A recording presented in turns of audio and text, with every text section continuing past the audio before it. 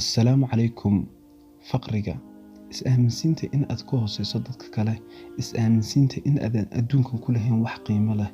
Qiimo ma laha in aadan haysan lacag, waxaa qiimo leh in aad haysato farxad. Ma ogtahay dadka waxba aan haysan in ay ka farxad badan yihiin dadka wax haysta. Ma ogtahay dadka lacagta haysta inta ay ka fikiraan lacagtooda in la kama fikiraan Allah subxaanahu wa tacaala. Faqrigu maaha ceeb, faqrigu ma aha in aad adduunka ugu nasiib xun tahay. Ka soo qaad faqrigu in uu yahay imtixaan lagana rabo jawaabtiisa isla waqtigan la taagan yahay.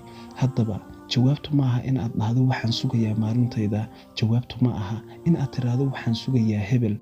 Is-aaminsii in aad karti leedahay, is-aaminsii in aad naftaada u qaban kartid wax walba ay jeceshahay. Ceeb maaha in aad ku dhalato faqri, waxaa ceeb ah in aad ku dhimato faqri.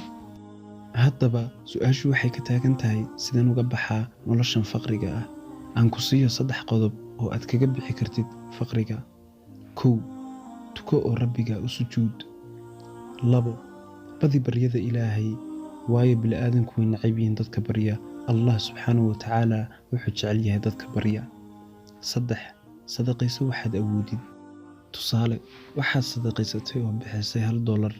Ogow, isla markaaba inay ku soo galayaan waxaad bixisay wax ka badan.